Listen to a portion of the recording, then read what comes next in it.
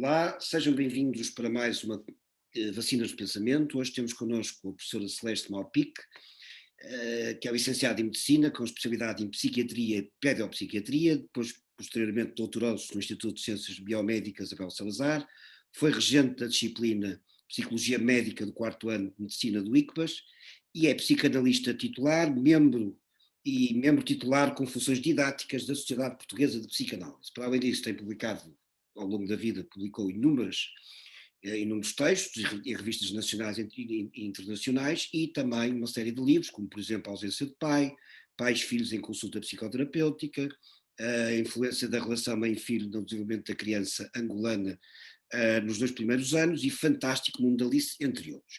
Olá, Celeste, muito obrigado por ter aceitado este convite, é uma grande honra poder entrevistá-la, muito obrigado. Muito obrigada, é um prazer em conhecê-lo e obrigada pelo convite, pois vamos então dialogar Vamos dialogar. O prazer é sua todo meu. proposta.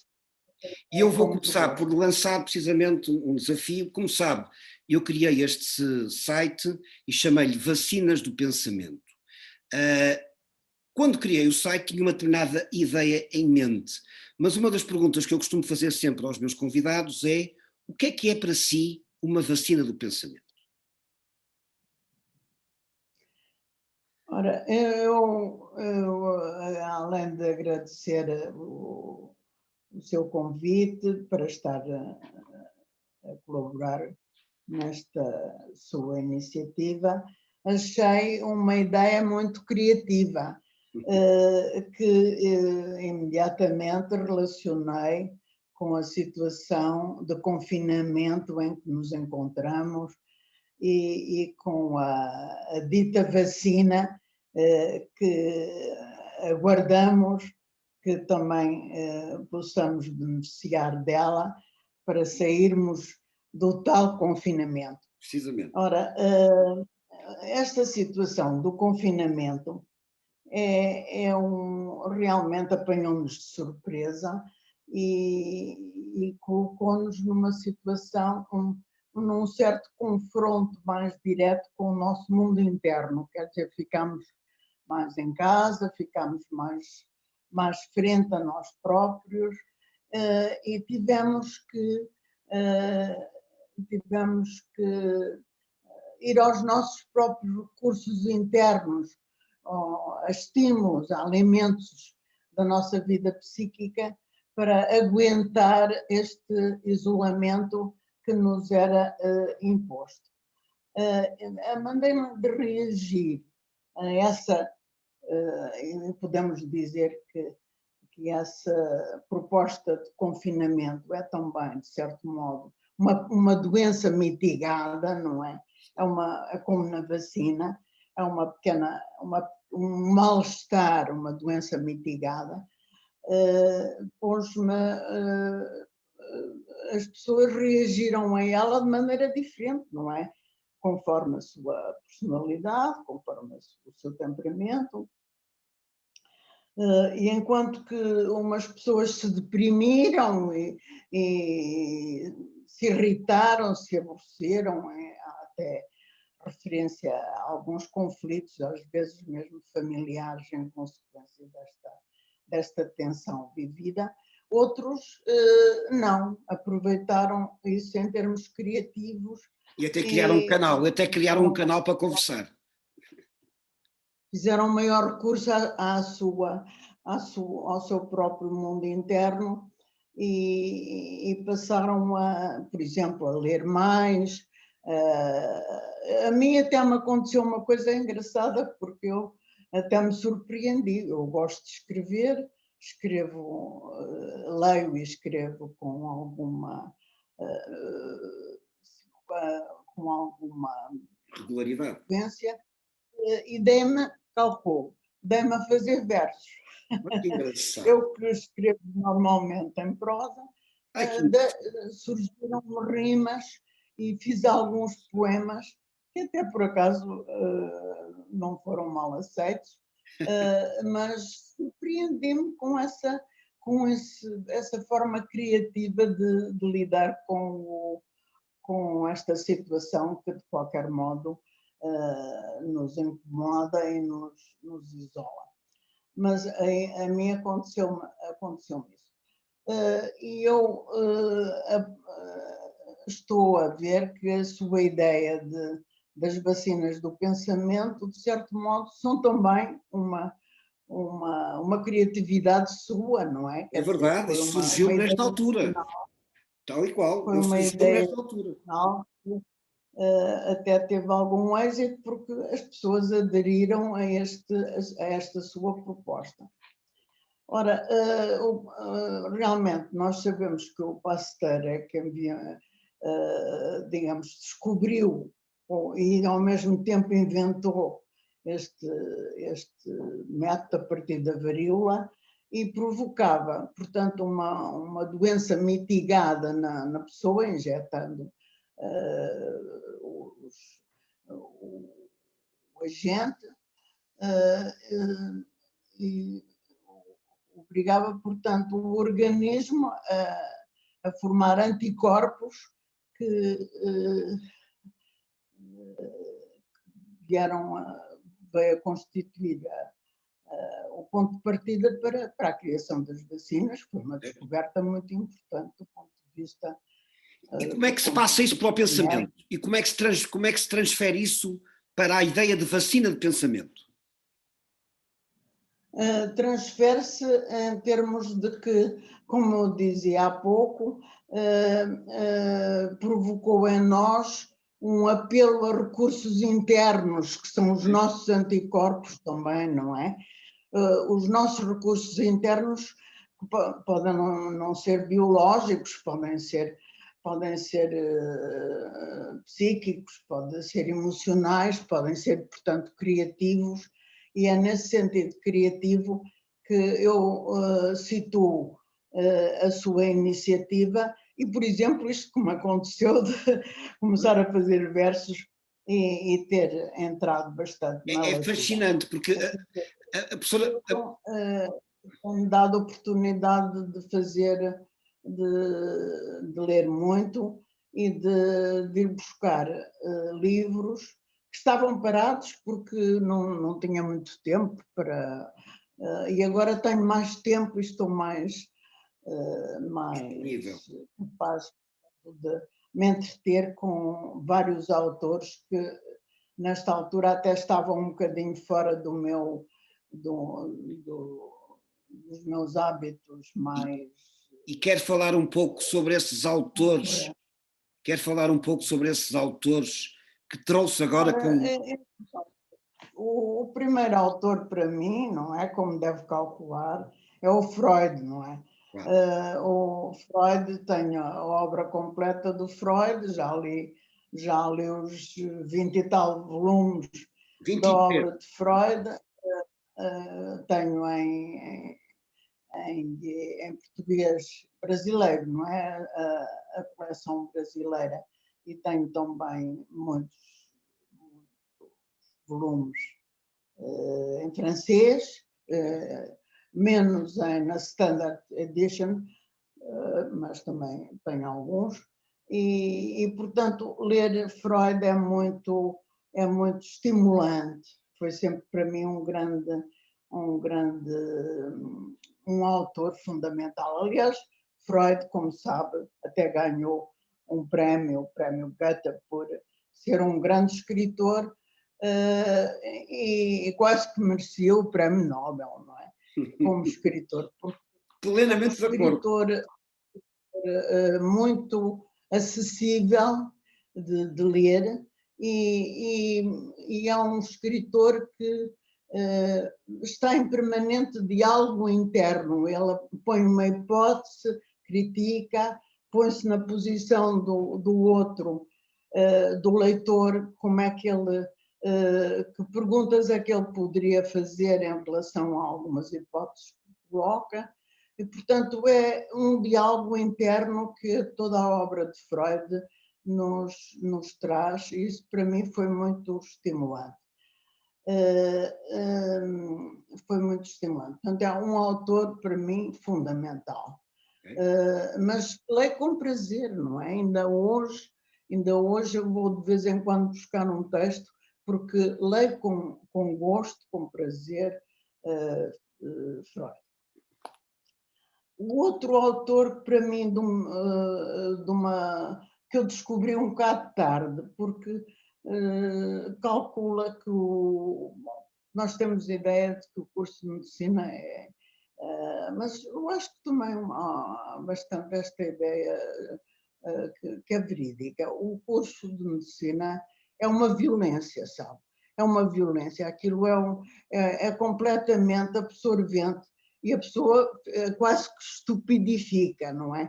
Porque tem tanta coisa para tem tanta coisa para ler, tem tanta coisa para experimentar, tem tantos relatórios para fazer, fica de tal modo absorvido naqueles 6 anos em que se anda a tirar o curso de medicina e a fazer os estágios e tudo isso, que eu, nessa altura, assustei-me e disse, mas eu vou ficar completamente estúpida, porque eu queria ler outras coisas, sempre gostei de romances e poesia e tal, eu não posso ler nada, é só anatomia, é só fisiologia, é só...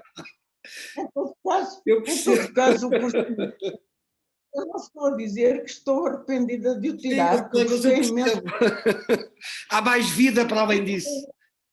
Eu gostei imenso de tirar o curso de medicina, mas até porque muito cedo me coloquei nessa, não sei se vocação, mas nesse grande interesse. Tinha uma grande curiosidade pelo mundo, pelo nosso organismo, pela nossa vida, pelo nosso corpo, mas também pela nossa mente. E entretanto, isso também me encaminhou para a psiquiatria. De modo que, o que é que eu queria dizer com isto? É que durante o curso de medicina e depois no exercício da profissão, que foi muito mais agradável e muito mais fácil e muito mais gratificante o exercício da clínica, do que propriamente tirar a licenciatura, que foi uma violência, como eu costumo dizer. Foi uma violência pela quantidade enorme de matéria que nós tínhamos que fixar, que experimentar, bom, etc. Mas muito interessante, não é? Mas isso tudo a propósito de ter chegado tardiamente a um autor, porque a Celeste estava a dizer que chegou tarde a um autor por causa do curso de medicina, se bem entendi. Sim, sim. Estava-se a referir a um autor que tinha chegado tarde. Estava a dizer que o curso de medicina, tão absorvente como foi e a prática clínica, protelou para muito mais tarde a leitura do outro autor que eu tanto apreciei, não só do Freud, como do Fernando Pessoa, não é?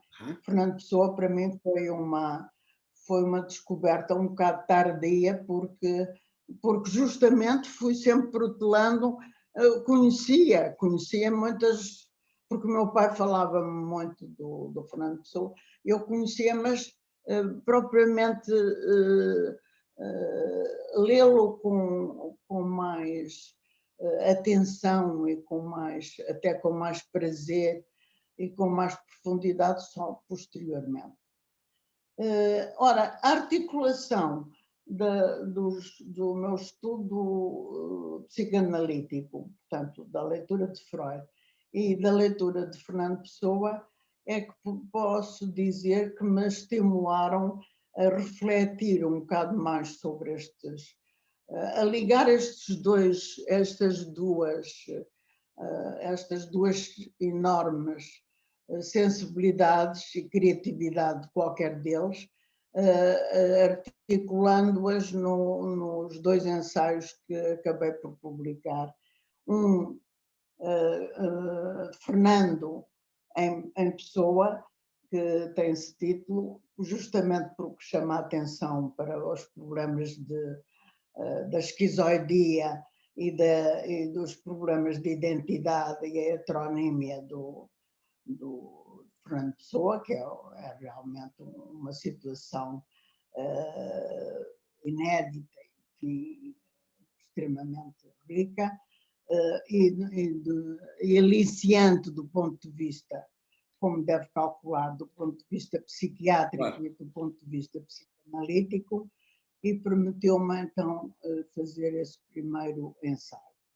O segundo ensaio, que é Na Floresta do Alheamento, eu tento articular os heterónimos de Fernando Pessoa com o livro do Desassossego.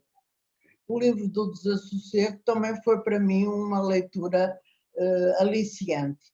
Chegou quase que a ser um livro, de cabeceira, não é? Quer dizer, eu achei de tal modo interessante, como sabem, é um discurso diarístico, não é? É um diário que ele faz em fragmentos, e eu tentei, neste segundo ensaio, articular algumas obras poéticas dos vários heterónimos com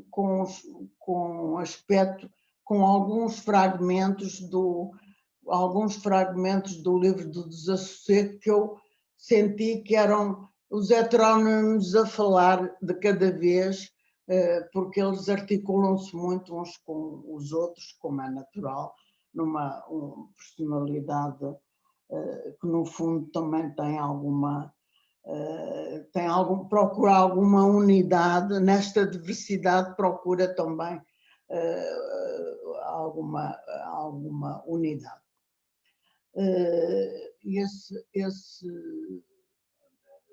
Nesse ensaio.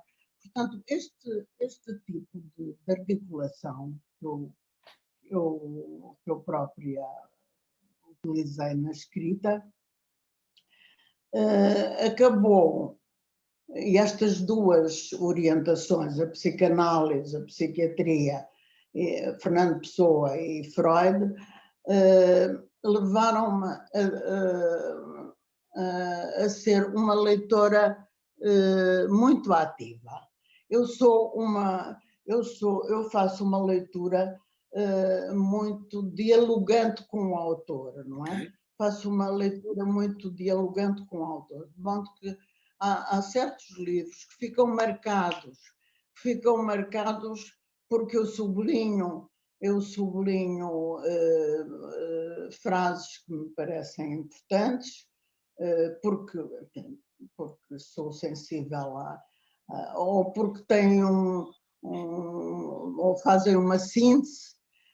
No fim dos livros ponho uma série de notas e ligo-as com várias páginas à medida que vou lendo o livro. Às vezes faço também sínteses dentro do próprio livro, de modo que alguns dos meus livros estão muito marcados por esta comunicação e este diálogo que eu tento fazer com os próprios autores. Transforma os livros em seus, digamos assim. Apropria-se dos livros, digamos assim, transforma-os em fichas. Eu percebo que eu também faço o mesmo. Eu faço o mesmo. São autênticos diálogos, de certo modo preparam para uma escrita futura, porque são ponto de partida de reflexão. Eu acho que este tipo de leitura vem muito da própria psicanálise, porque a psicanálise, como sabe, é um diálogo, não é? É um diálogo,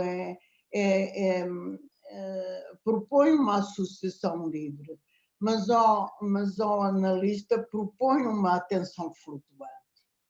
Propõe, portanto, uma associação livre também.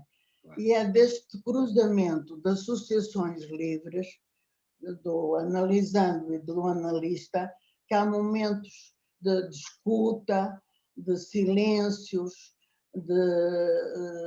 sobretudo de escuta, de silêncios, que vêm cruzamentos dessas associações que conduzem à interpretação, não é? A interpretação não é um problema puramente racional, não é compreender isto por causa daquilo. é um momento em que a sequência associativa do analisando e do analista, na sua atenção flutuante, cruzam-se numa sintonia que permite uma interpretação que tem muitas vezes um efeito dinamizador, não é? A partir daí, o analisante tem um insight, quer dizer, parece que o insight que o analista teve também proporciona um insight ao analisando. Este tipo de leitura que eu costumo fazer, no fundo, é também uma forma de estar na análise, não é? É uma forma de ser analista, não é? É manter esta comunicação intersubjetiva, que fundamentalmente a psicanálise é. A psicanálise verdadeiramente é uma forma de comunicação intersubjetiva, não é? Entre do paranalítico. Bom, como sabe, a psicanálise também tem a sua história, tem muitos autores, e esta comunicação intersubjetiva é das formas mais recentes, mais modernas de abordar a psicanálise.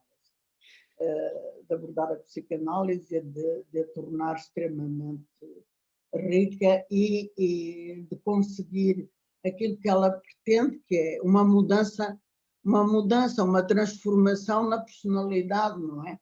Um novo equilíbrio. Quer dizer, não se muda verdadeiramente a estrutura, mas dinamiza-se, abre-se a estrutura psíquica e libertam-se. Como eu a compreendo, porque eu faço psicanálise e entendo muito bem o que a sua professora está a dizer.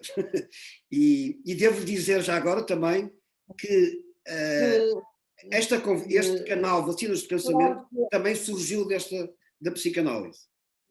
Esta ideia das vacinas de pensamento surgiu também da minha própria análise.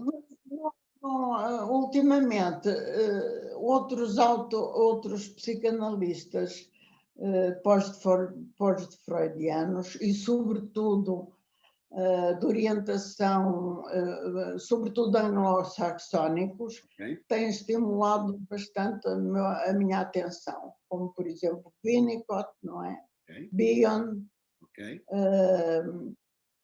O André Green é um psicanalista francês que faz uma articulação entre a psicanálise francesa e os autores anglo-saxónicos com muita perspicácia. O André Green é também notável, com certeza conhece. O Christopher Bollers também é um autor muito, muito interessante. Bom, para referir apenas aqueles que... A Celeste Malpique já se antecipou a uma pergunta que eu ia fazer, que era um bocado, e reforços da vacina, e já começou a falar de alguns autores que de alguma maneira são reforços da vacina freudiana, digamos assim, num certo sentido metafórico. Acrescentaram, inovaram também certos aspectos, aprofundaram outros, mas alargaram muito o campo freudiano, enriqueceram-no bastante. Então, Bion é notável. Bion e Winnicott. Winnicott também, eu aprecio muito Winnicott. De modo que estes autores são autores privilegiados para mim, continuam a ser leituras correntes,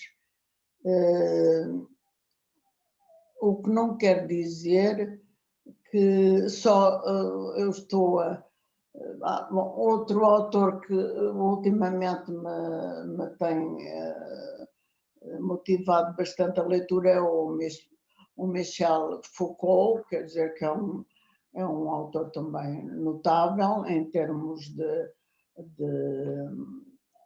como pensador, como historiador, na história da psicanálise.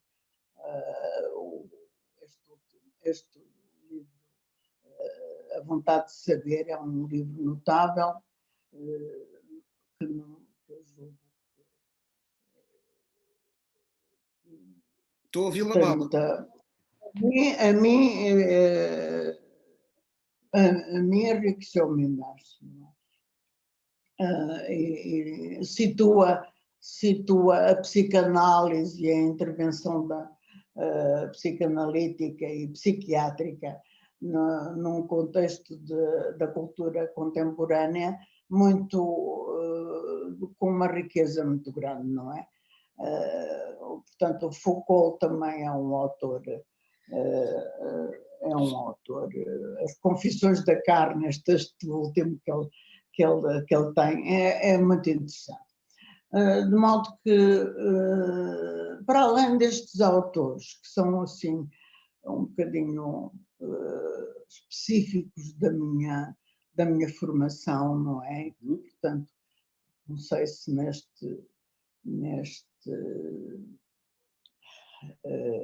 nesta proposta que nos faz, eu não queria ficar limitada a estes autores. De maneira nenhuma. Se quiser falar de outros autores, Eu continuo a gostar muito de ler ficção, eu gosto de ler a Virginia Woolf, gosto de ler a Agostina Bessa Luís, leio alguma poesia, Eugênio de Andrade, a Sofia. Nós temos grandes poetas, não é? Nós temos grandes poetas e é muito agradável ler também a poesia. Fui amiga do Sebastião da Gama, tive alguma intimidade com ele, já há bastantes anos. Portanto, não deixo de dar um grande interesse à ficção e à literatura. Mas, claro que não me pode ocupar assim tanto tempo como aqueles autores que eu referi em primeiro lugar, que são aqueles que eu deixaria aqui como indicação mais privilegiada, não é? Pode ser assim um bocadinho demasiadamente intelectual ou racionalista, mas eu penso que não, não é assim. Professora Celeste Malpico. Porque a análise dá-me, sabe que eu faço tudo isto com prazer. Eu acho que tive sorte na vida, sabe? Porque fiz sempre coisas que eu gostava de fazer, com prazer, não é?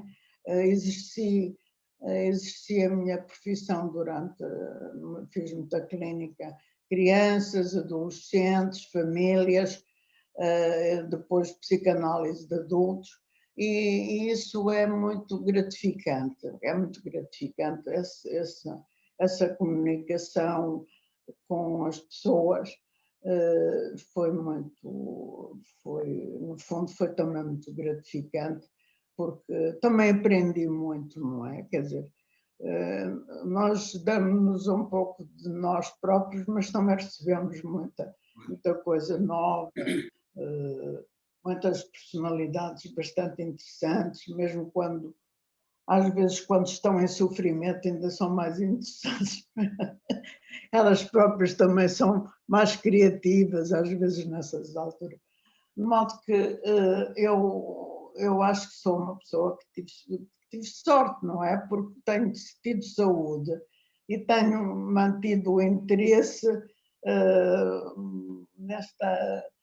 Não é só nisto, também há muitas outras coisas. Mas a cultura a cultura, nomeadamente as artes plásticas. Eu moro aqui muito perto do Serralves, vou muito a Serralves, gosto muito de coisas de arte contemporânea, enfim. Portanto, naturalmente estamos um bocado sintonizados nisso, não é? Completamente. Eu estou absolutamente fascinado, adorei Fascinado.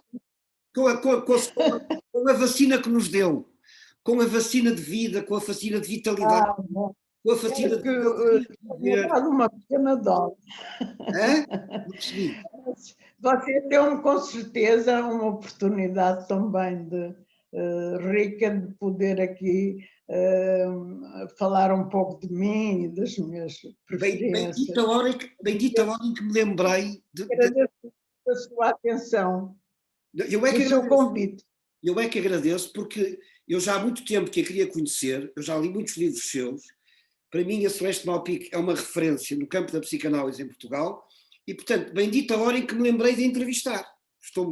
Porque deu-nos aqui uma lição, uma vacina que eu nunca mais me vou esquecer.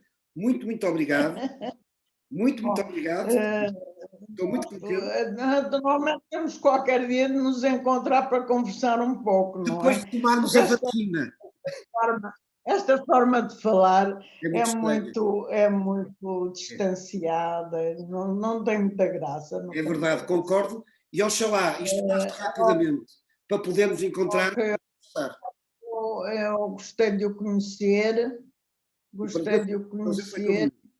Qualquer dia podemos nos encontrar, conversar um pouco.